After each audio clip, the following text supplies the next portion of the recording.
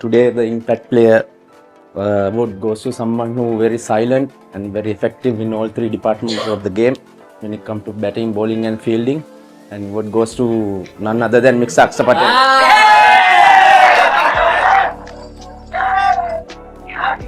Thank you. Silent killer.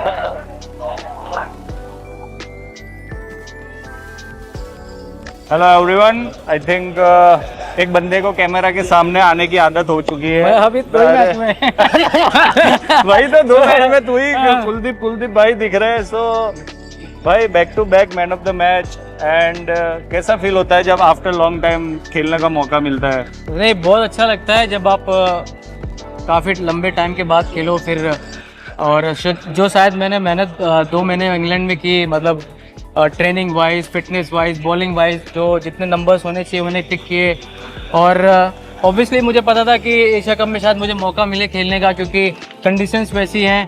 फिर बड़ा important होता है कि उस रिदम में आना और वहाँ पे आके एग्जीक्यूट करना वही बार बार, वो बहुत इंपॉर्टेंट होता है। लेकिन कितना इंपॉर्टेंट है जब आप मैच का प्रेशर में जाते हो और उस टाइम पे ऑब्वियसली कॉन्फिडेंस है, सब कुछ है, लेकिन वो डिलीवर करना, तो क्या सोच रहती है, क्या माइंडसेट रहता है? बिल्कुल कैप्टन, जैसा आपने बोला मेरे कैप्टन है तो बहुत इम्पोर्टेंट है। बट बहुत छोटी छोटी चीज़ें हैं, जैसे कि आज भी जैसे बॉलिंग कर रहे थे अपन, तूने मुझे बोला कि थोड़ा सा रेप्स देना बॉल पे, तो ग्रिप हो रहा है, बॉल स्पिन कर रहा है, तो मेरे दिमाग में वो चीज़ आई। मैंने एक ही ओवर डाला था, फिर मैं सोचा कि बॉल को स्पिन कराने को देखता हूँ तो थोड़ा बाउंस मिलेगा, तो उससे जो शायद से जो 2 तेरे विकेट थे वो 3 मेरे, तो 5 हो गए। वो कलेक्टिव टीम एफर्ट हो गया। But specially credit goes to you, बहुत अच्छी बॉलिंग की। शायद पहले बॉलिंग किया तूने, तुझे आइडिया था कि हाँ ये शायद एक ओवर डाला, उसके बाद जो कंट्रोल लाया, 2 wicket, important wicket, set batters जो उनके मेन है मिडिल ऑर्डर में, उनको आउट किया। उसके बारे में क्या कहेंगे? नहीं, ऑब्वियसली जैसे लास्ट मैच भी खेले थे, ऑब्वियसली नया मैच होता है, विकेट डिफरेंट होती है। सो बट लास्ट मैच जब खेला तो मुझे लगा कि विकेट में मैं जो स्पीड से डाल रहा हूँ वो स्पीड में आई थिंक इजी हो रहा था बैट्समैन को, तो मैंने वो असेस किया और मुझे लगा कि मैं पहली ओवर में ट्राई करता हूँ कि ज़्यादा कि स्लो साइड पे डालूँ और थोड़े ज़्यादा रेव्स दूँ बॉल पे। ये तो रही चलो बॉलिंग की, रही बात फील्डिंग की। फील्डिंग बहुत अच्छी शानदार टीम की चल रही है। जो आपने कैच पकड़ा, ओवरऑल आपकी ग्राउंड फील्डिंग, जो हार्दिक ने कैच पकड़ा या फिर उसके बाद तिलक ने जो एफर्ट किया, मतलब ओवरऑल उसके बारे में क्या कहना चाहेंगे आप?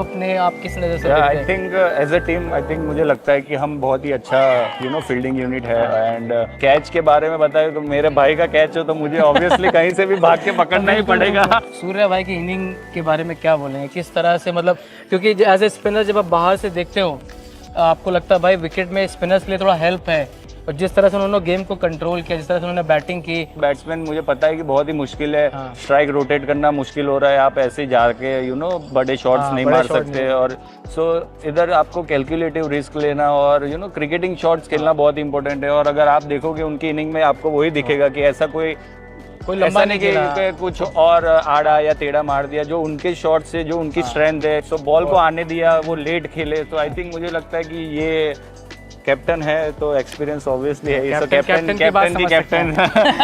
कैप्टन इनिंग्स, मैच्योर इनिंग्स थी। एंड बस ऐसे ही आप बॉलिंग डालते रहे, कैप्टन फिनिश देता रहे और हम आपको सपोर्टिंग रोल देते रहे, और अपनी टीम की ओवरऑल फील्डिंग ऐसी चलती रहे। एंड आप भी देखते रहिए, फॉलो करते रहिए।